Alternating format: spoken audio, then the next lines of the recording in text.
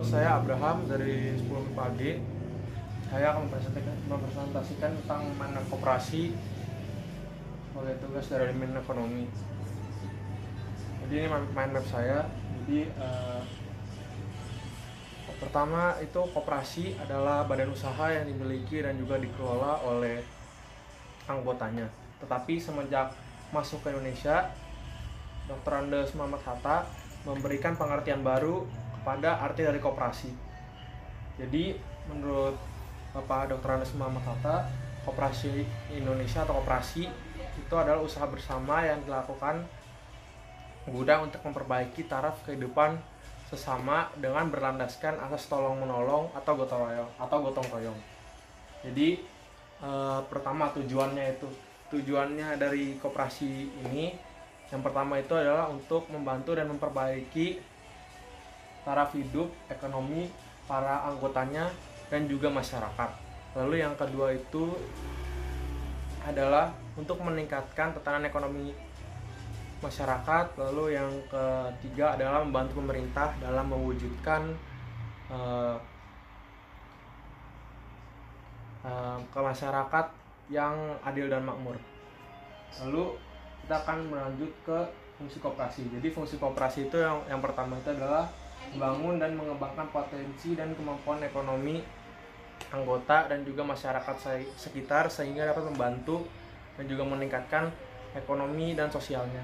Lalu untuk yang kedua adalah berperan secara aktif untuk meningkatkan, mempertinggi kualitas kehidupan masyarakat. Lalu yang ketiga adalah untuk memperkokoh perekonomian dari masyarakat, jadi sebagai dasar kekuatan dan juga ketahanan perekonomian nasional dengan koperasi sebagai sokong gurunya. Lalu yang terakhir adalah berusaha untuk mewujudkan dan mengembangkan perekonomian nasional yang merupakan usaha bersama berdasarkan kekeluargaan dan juga demokrasi ekonomi. Jadi tema yang dibawa dalam koperasi Indonesia ini adalah yang pertama kekeluargaan dan juga gotong royong. Jadi asas dari berdirinya koperasi Indonesia itu adalah gotong royong dan juga kekeluargaan. Nah, lalu koperasi itu punya prinsip. Nah, prinsipnya itu yang pertama adalah keanggotaannya bersifat sukarela dan terbuka. Lalu yang kedua adalah pengelolaan dilakukan secara demokratis.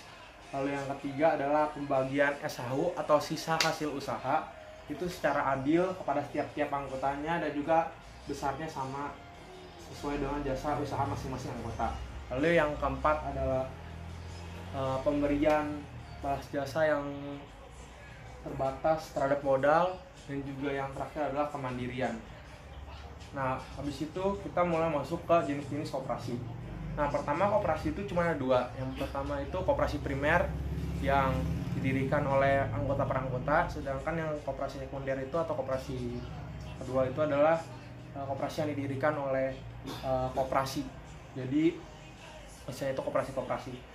Lalu semenjak UU nomor 17 tahun 2012, jadi koperasi ini dibagi menjadi ada 4 jenis. Yang pertama adalah koperasi konsumen. Apa itu koperasi konsumen? Koperasi konsumen itu adalah koperasi yang menyelenggarakan kegiatan usaha pelayanan di bidang penyediaan kebutuhan anggota dan juga non-anggota. Nah, non-anggota ini maksudnya masyarakat.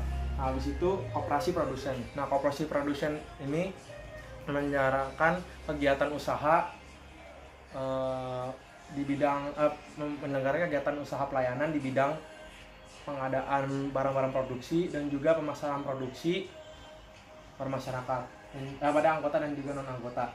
Lalu untuk yang terakhir, untuk yang tiga adalah koperasi jasa. Nah, koperasi jasa ini dia tuh menyelenggarakan kegiatan usaha pelayanan non simpan pinjam terhadap keperluan anggota dan juga non-anggota. Lalu untuk yang terakhir itu adalah koperasi simpan pinjam. Nah, koperasi simpan pinjam ini dia tuh satu-satunya koperasi yang melaksanakan kegiatan usaha pelayanan di bidang simpan pinjam terhadap hanya anggota saja.